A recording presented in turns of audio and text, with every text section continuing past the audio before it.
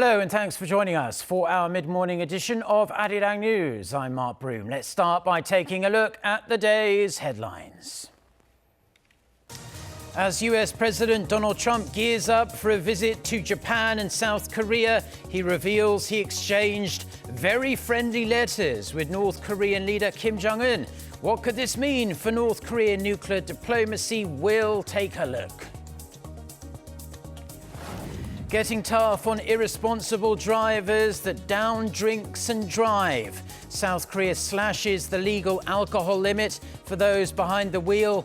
Tough punishments, including a possible life sentence, await those breaking the new laws.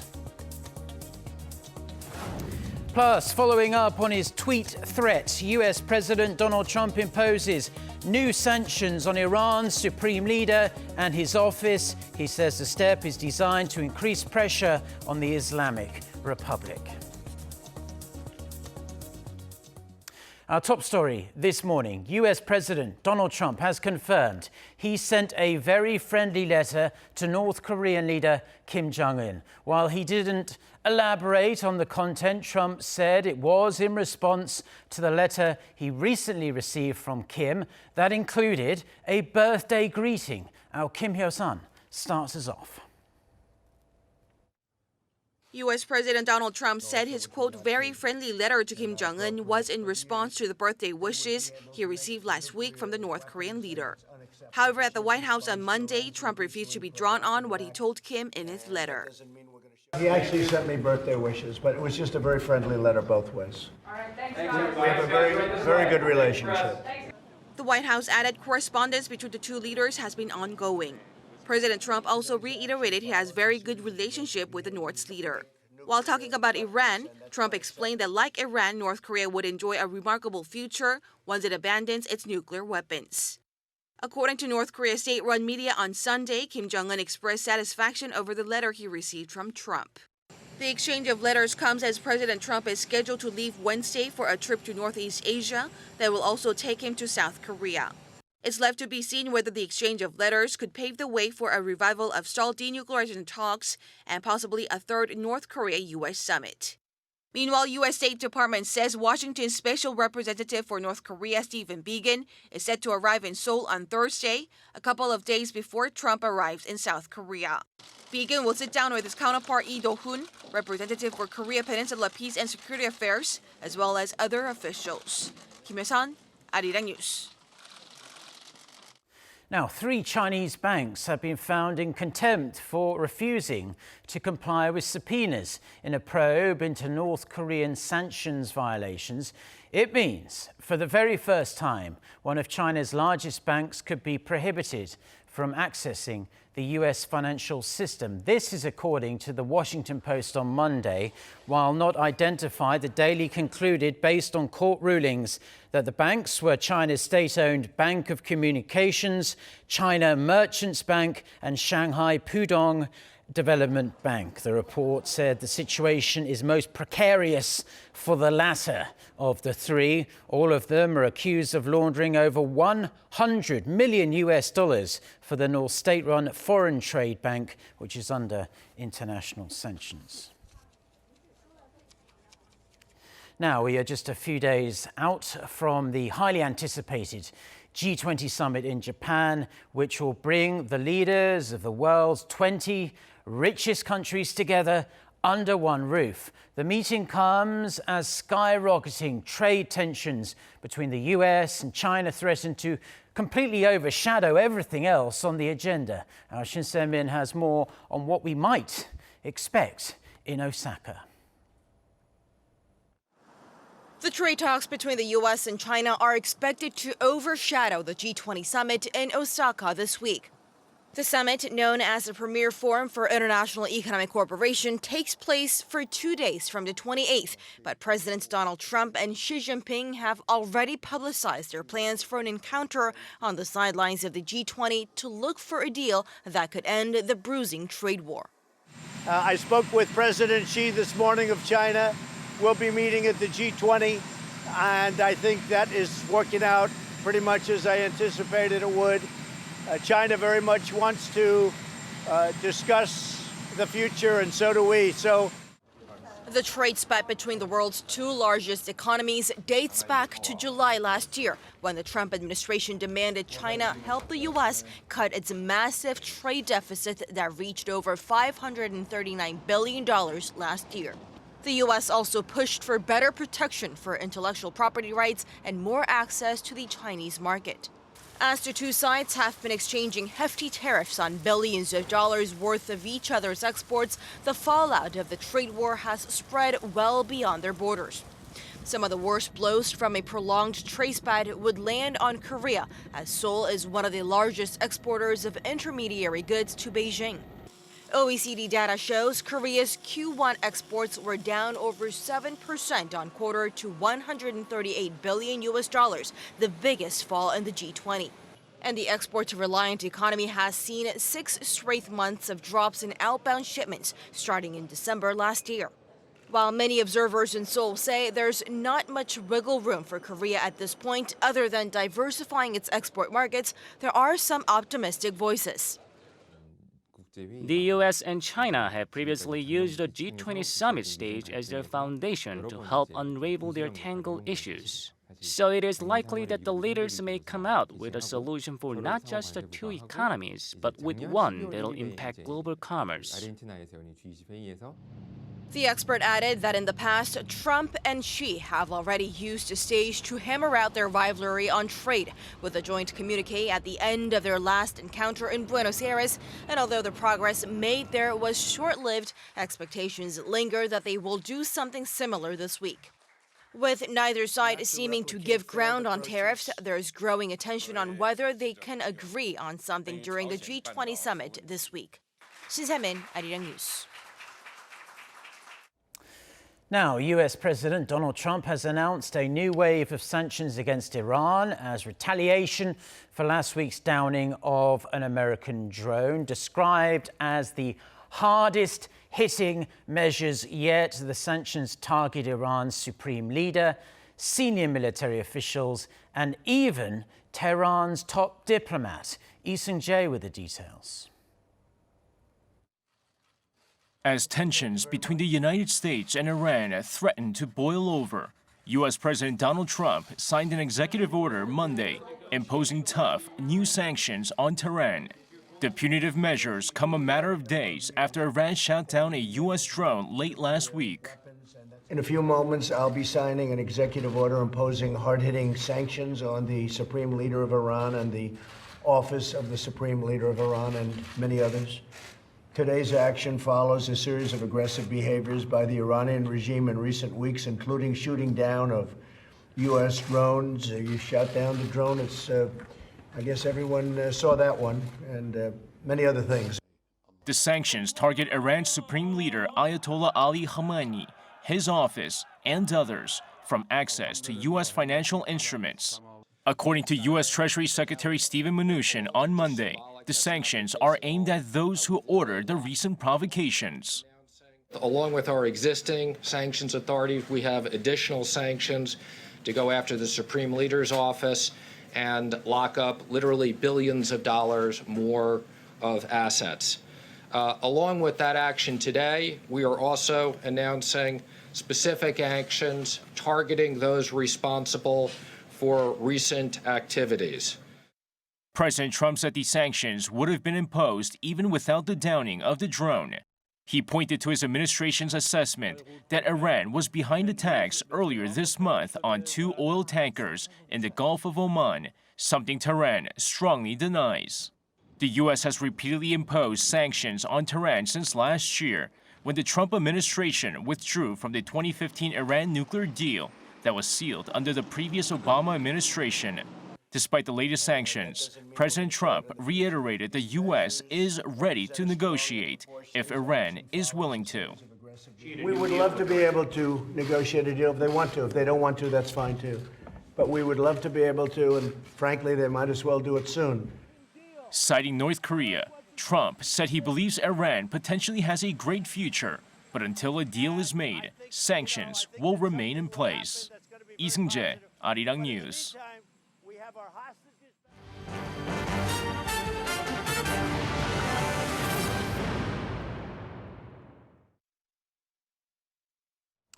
Now, in other news, people here in South Korea are going to have to think twice before grabbing a beer or two after work if they're planning on driving home. From today, the country is enforcing tougher measures on those who drink and drive. Drivers caught with blood alcohol levels of 0.03% or higher will have their licenses suspended.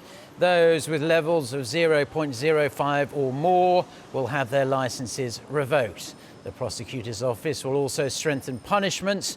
Those that cause fatal accidents while under the influence could face up to life behind bars. Those caught for a second time will face heavy penalties compared to the previous 3-strike system. Police have also launched a 2-month-long nationwide crackdown from 10 p.m. to 4 a.m. in areas where accidents frequently occur. Now, Monday was a dramatic day for South Korea's domestic political arena. Just a few hours after the floor leaders of the three main parties said the National Assembly had been normalized following an over 2-month impasse and were getting back to work, the main opposition party suddenly backtracked on the deal it had initially agreed to. Kim Min-ji reports. The sigh of relief following news that the National Assembly had been normalized was short-lived.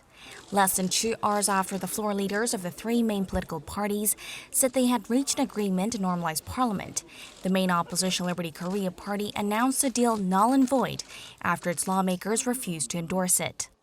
The conservative lawmakers claimed the deal was not specific enough and that they have nothing to gain from it despite their fighting. There were calls from lawmakers in our party that the agreement needs to be more transparent. Therefore, it is difficult for our party to accept the normalization deal.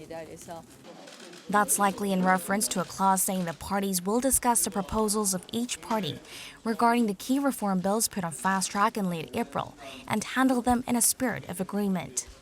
Those bills include one electoral reform and another to establish an independent body to probe high-level government officials. The fast-track move triggered the deadlock in the first place after the ruling Democratic Party and minor opposition bloc pushed ahead with it despite strong resistance from the main opposition. The Liberty Korea party has been calling for the move to be nullified altogether. With that, they skipped a plenary session where the Prime Minister gave a speech on the government's multi-billion-dollar extra budget bill. From now on, the party says they will selectively take part in legislative affairs that impact people's lives and right to know, such as confirmation hearings, as well as in committees that will deal with urgent pending issues. But with the impasse likely to persist, it casts a dark cloud over the overall June parliamentary session. With the National Assembly out of business for over 2 months, it's left the government's extra budget proposal, as well as other pending bills related to economic revitalization or people's livelihoods, on hold. While the ruling and minor opposition parties are seeking to push ahead with deliberations of the extra budget bill, it's expected to be tough, especially in parliamentary committees headed by the main opposition. The ruling party criticized the main opposition, saying they have gone against the wish of the public to normalize parliament, while the minor opposition Paramita party, which was also part of the agreement, expressed regret, saying that the prolonged standstill will only burden the people. With everything back to square one, it appears the parties will have to return to their respective drawing boards in hopes of finding another breakthrough that satisfies all parties. Kim Min-ji, Arirang News. Now, 69 years ago to the very day, South Korea and the United States came together against a common enemy as the 1950 to 1953 Korean War broke out on the Korean Peninsula. An American war veteran who fought in one of the war's fiercest battles says the bond between the two countries was formed in blood and snow during those years. Che Xiong reports. In late November 1950, about 4 months after the Korean War broke out, around 30,000 UN soldiers, mostly from the U.S. Marine Corps, were suddenly attacked by some 120,000 Chinese troops. This was the beginning of the Battle of Chosin Reservoir, also known as the Battle of Chosin Reservoir, one of the fiercest encounters not only in the Korean War, but also in the history of the U.S. Marine Corps. The Marines that were there were very well trained by that time. So the Marines, and we had very good non-commissioned officers, and our officers were very well trained, and they had been fighting for about a month and a half.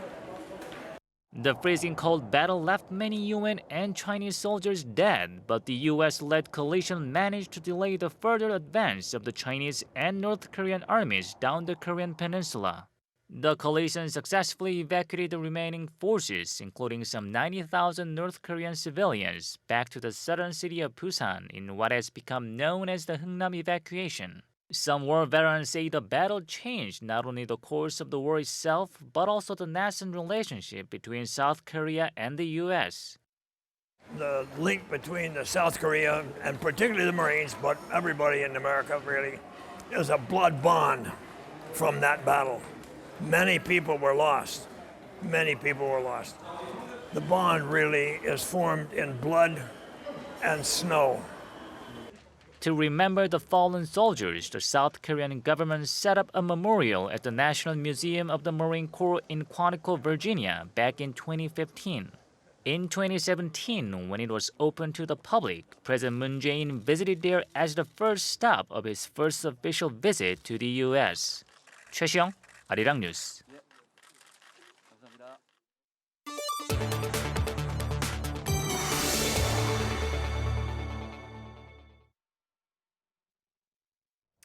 Most of Western Europe is wilting under an intense heat wave, and forecasters say it's only going to get hotter as we head further into the week. For more on this and other news from around the world, let's turn to our Hong Yu. So what countries are under heat wave advisories or warnings? And tell us about the various measures governments in Europe are taking to prevent the public from these sizzling temperatures. Well, Mark, countries such as France, Belgium, and Germany issued heatwave advisories on Monday, with temperatures soaring past 30 degrees Celsius. And like you say, it's going to get even hotter. The mercury could top 40 degrees Celsius in some regions later this week.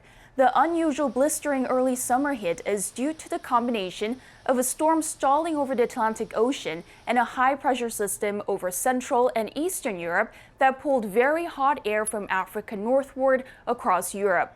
France is suffering cold, potentially dangerous heat, and the country is currently on an orange alert for intense heat, the second highest level on the scale. France's health minister said the French government is well prepared for the heat wave as every city knows what to do. The precautions are usually well known by the people, drinking a lot of water, around 2 liters per day, looking to remain in the shade, and trying to avoid heavy efforts during the day, especially for those working in construction or restaurants. The employers have to organize and provide their employees with cool rooms and water. In France, national high school exams scheduled for Thursday and Friday have been postponed to next week when the temperatures are expected to drop a touch. Germany, with temperatures forecast to hit 40 degrees Celsius on Wednesday, has urged people to look out for those vulnerable to high temperatures, such as children and elderly people. Authorities in northeastern Germany have also advised residents to brace for possible forest fires amid the blazing hot temperatures. Bitcoin soared above the $11,000 US mark on Monday, the leading cryptocurrency's highest price in 15 months. CNBC reports that the surge comes as Facebook recently announced plans to launch its own cryptocurrency called Libra in 2020. The price for one Bitcoin hit a record of over $19,000 in late 2017. But plummeted to around $3,000 over the course of 2018 and into the beginning of 2019. Bitcoin has soared a whopping 170% this year, and the price of its closest competitor, Ethereum, has also jumped more than double in 2019. Hong Kongers are continuing to rail against the government's controversial extradition bill that would allow criminal suspects to be sent to mainland China for trial. Steri Lee, the head of Hong Kong's largest pro-Beijing party, the Democratic Alliance for the Betterment and Progress of Hong Kong, says her party supporters will understand if the government decides to scrap the bill altogether. In an interview with the South China Morning Post on Monday, Li agreed that the massive protest showed how only suspending the bill is neither practical nor focused. Hong Kong's Chief Executive Carrie Lam has suspended the extradition bill, but protesters continue to demand its complete withdrawal and for her to step down.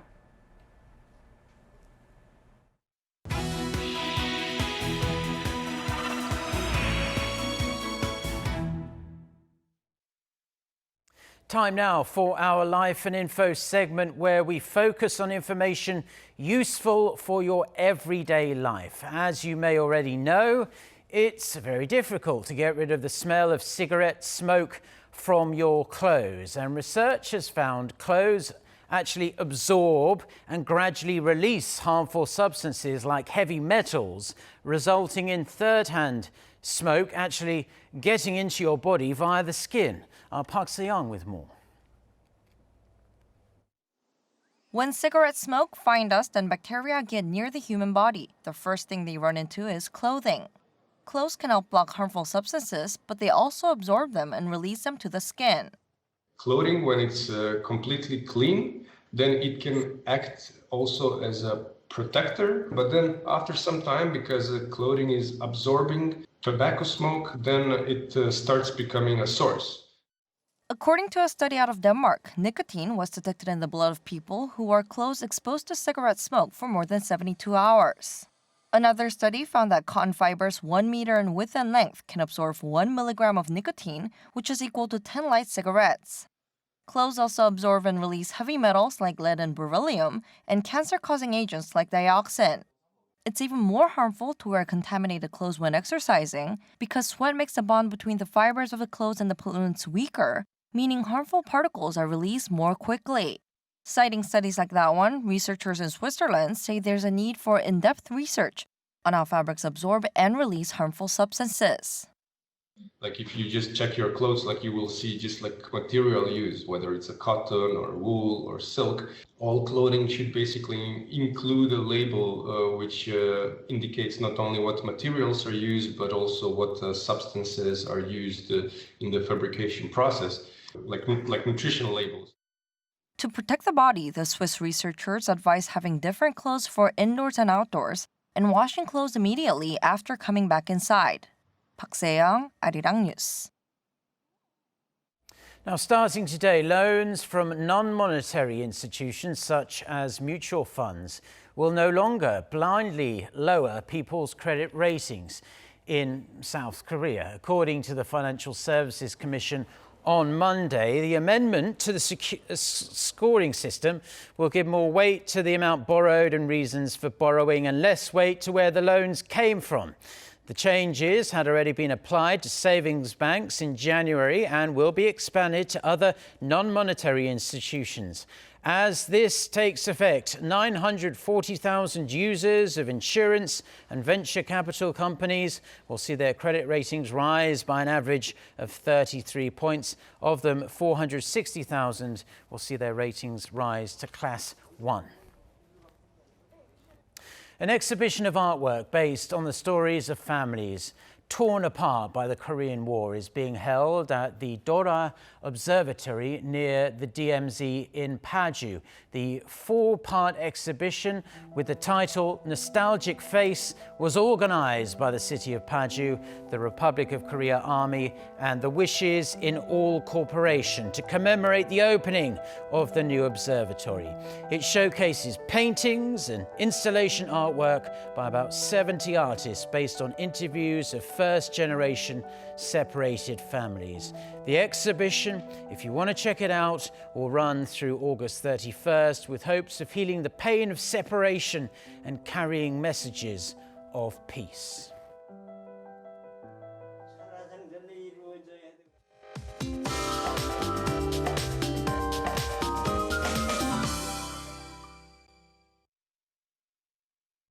Good morning. It's forecast to be hotter and sunnier than Monday. Heat wave advisories have been expanded to more areas, and that's including here in the capital for the second time this year.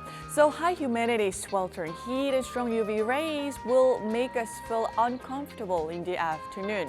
So let's be extra careful on a hot day like today by drinking water. Even if you don't feel thirsty, take a bottle with you. Also, being stuck in a hot car even for minutes can be quite dangerous.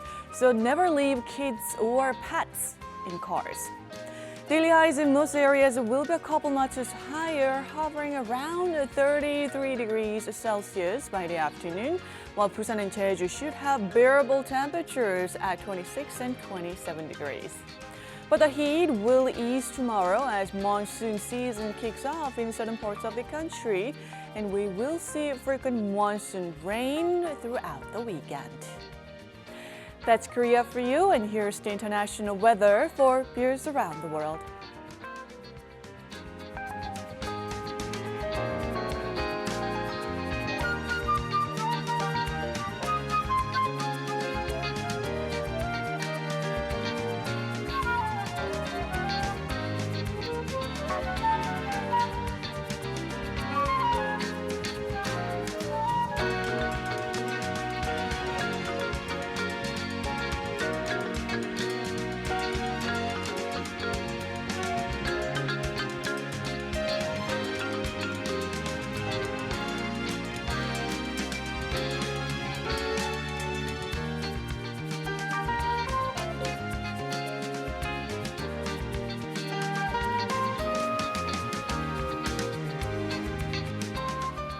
Okay, that's where we're going to have to leave the news and weather for now. Stay tuned to Arirang TV. Our next newscast is in around an hour and a half from now, noon Korea time. So until then, goodbye.